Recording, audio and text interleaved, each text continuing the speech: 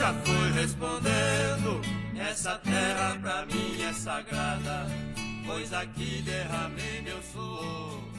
Minha honra será sepultada. Durante a pesquisa de campo que resultou na minha monografia, ouvi de diversos interlocutores que tinham um certo receio, uma tensão com a presença de pesquisadores, pois muitos vinham, recebiam atenção na forma da partilha de um teto para dormir, um prato de comida, água fresca ou mesmo de entrevistas e respostas a formulários. E depois esses mesmos pesquisadores iam embora e não forneciam nenhuma devolutiva, nenhuma notícia dos resultados. Tentando romper com esse ciclo, botei no cronograma de pesquisa que disponibilizaria o meu texto em áudio. Mais recentemente, com alguns desdobramentos da pesquisa, a exemplo das publicações em jornal, percebi que era necessário mais disponibilizar conteúdo formativo e informativo sobre a comunidade calunga e sobre a questão agrária, da maneira mais abrangente possível. Comecei pela reportagem da agência pública, na qual participei como pesquisador de campo. Depois foi a vez do livro clássico de Mari Baiocchi sobre o achamento da comunidade calunga nos anos 80 e do livro de Aldo Soares, que conta a história institucional da luta pela terra promovida pelos calungas. Por fim, um dos desdobramentos diretos da minha monografia,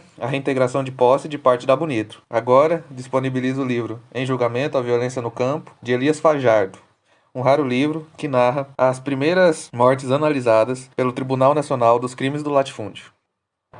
Veia poética de Lira. O advogado Eugênio Lira também era um poeta. Aos 18 anos, lançou seu primeiro livro de poesia, chamado Fogos Fatos. E mais tarde, publicaria um outro volume, também de poemas, Abismos, em 1968, aos 21 anos. Sua poesia, como a de tantos outros poetas engajados, se ressente de uma certa padronização de imagens, muitas vezes ficando em cima de palavras de ordem que, se por um lado são vibrantes como os slogans que apregoaram, por outro lado carecem de maturidade literária. Mas se a própria vida não permitiu que Eugênio amadurecesse seu trabalho e muitas coisas que ele queria fazer, sua poesia também ficou interrompida, como um grito parado no ar. Como poeta, Eugênio tinha a seu favor o dom da palavra, não fosse ele baiano como Castro Alves ou Glauber Rocha. Quando solta o verbo e a imaginação, ele é generoso e caudaloso, como nesses versos do poema Delirium. Meus ideais se recolheram todos. Venceu a força, retumbaram balas. Fuzis canalhas, fogo intenso falam.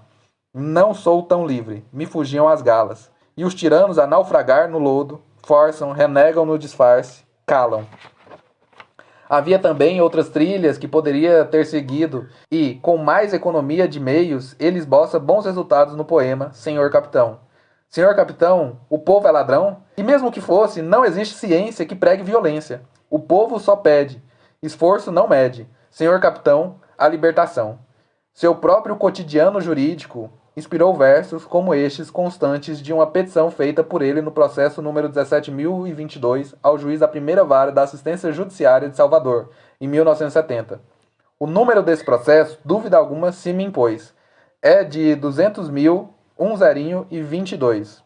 Diante do desrespeito, vista a procrastinação, ficou sem o efeito a dita consignação. Enfim, é bom que se diga, sem interesses mesquinhos, que a insensatez e a intriga trazem transtornos daninhos. Espero seja encontrado dito processo sumido para que seja negado noutro juízo um pedido. Para que não mais se inquira, abaixo fica firmado, do autor advogado, o doutor Eugênio Lira. Além de poemas dedicados à sua mulher, ele tentou também a poesia concreta nos versos de Terra em Terra. Me oculto no teu ventre, terra. Me encontro homem no teu grito, terra. Espero da justiça o último eco, terra. E trago no meu grito o fato terra. Aqueles que não têm terra, aqueles que tiveram terra, aqueles que pretendem ter terra, não morrerão sem terra. E finalmente, o que já é mais conhecido de sua obra são essas estrofes. Plantemos novas sementes, colhamos frutos maduros, rompamos todas as frentes e os obstáculos futuros. Sejamos mais conscientes e juntos onipotentes, protestemos todos os muros. Poeta inspira os poetas anônimos. Eugênio não foi o único a tombar lutando ao lado dos trabalhadores, mas talvez porque seu caso tivesse grande difusão, ele virou inspiração para os poetas populares de cordel. A música e a letra desses versos de A Volta do Ladrão de Gado foram compostas por lavradores anônimos de Santa Maria da Vitória. Hoje eu vivo recordando, já não esqueço seu nome, de quem morreu inocente pela tradição de uns homens. O saudoso advogado, o nosso doutor Eugênio, que deixou grande saudade do maior ao mais pequeno. Eu peço ao Deus poderoso, o nosso Pai de bondade, Protegei todos que lutam com essa dificuldade. Dai muita força e coragem, a justiça para vencer os grileiros da Bahia, senão muitos vão morrer. Em 22 de setembro, houve este acontecido. Foi isto em 77. Gravei bem no meu sentido, quando chegou a notícia que Eugênio tinha morrido, morto por um pistoleiro, mandado pelos bandidos. Eis, finalmente, um outro exemplo de poema anônimo. Meu coração está magoado, minha alma está ferida. Meu real advogado, por nós perdeu a vida. Ó tristeza para todos nós, quanta amargura. Nunca mais veremos seu sorriso, nunca mais. Papel dramático das viúvas. Uma presença constante no Tribunal dos Crimes do Latifúndio, as mulheres também foram objeto de louvação por parte dos oradores. O advogado de Pernambuco, Roberto Franca, louvou a coragem de Lúcia Lira e também de Josilete Cavalcante, viúva do advogado Evandro Cavalcante, morto em Pernambuco por defender poceiros. Disse o advogado: se os pistoleiros soubessem dessa força, dessa altivez, dessa capacidade de luta das viúvas, que são porta-vozes, são a continuação da luta, transformando-se em símbolo, talvez eles pensassem duas vezes antes de matar Eugênio ou Evandro. Lá em Pernambuco nós temos Josilete, que assumiu o lugar de seu marido morto no sindicato, e mesmo sem ser advogada, participa ativamente das lutas dos trabalhadores. Eu quero que fique registrado nos arquivos desse tribunal, para posterior apreciação, o processo-crime que apura a morte de Evandro Cavalcante. Resultado do julgamento do caso Eugênio. Acórdão. Vistos e relatados os autos do processo-crime número 29 de 77, registrado na comarca de Santa Maria da Vitória, conhecido como caso Eugênio Lira, advogado do Sindicato dos Trabalhadores Rurais de Santa Maria da Vitória e Coribe, assassinado por um pistoleiro profissional, atingido por um tiro na testa há mais de 10 anos na cidade de Santa Maria da Vitória, em plena via pública. Homicídio ocorrido depois que os mandantes do crime tentaram subornar a vítima, acusaram-na de subversão e fizeram ameaças indiretas e diretas.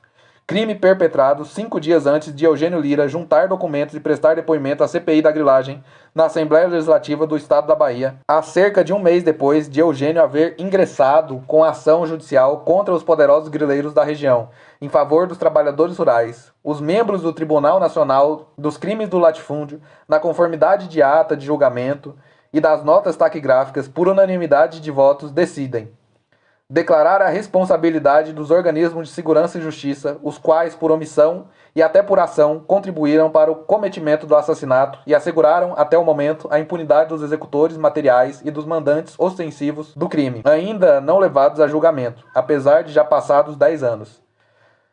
Afirmar que o extermínio de trabalhadores rurais e dos defensores de seus direitos é reflexo de uma estrutura social e fundiária iníqua e de um modelo econômico voltado para a satisfação de interesses financeiros, o que estimula a concentração de renda e de propriedade de terras nas mãos de minorias privilegiadas, inclusive empresas multinacionais. Oficiar ao governo, ao Tribunal de Justiça, à Procuradoria de Justiça, à Assembleia Legislativa, à Ordem dos Advogados, no Estado da Bahia, bem como às autoridades correspondentes em nível federal, denunciando a injustificável paralisação desse processo-crime, como a de tantos outros idênticos, solicitando seu imediato prosseguimento e pleiteando a punição dos culpados e dos responsáveis pela impunidade. Presidência do Dr. Calmon Passos, Tribunal dos Crimes do Latifúndio. O caboclo já foi respondendo, essa terra pra mim é sagrada, pois aqui derramei meu suor, minha honra será sepultada.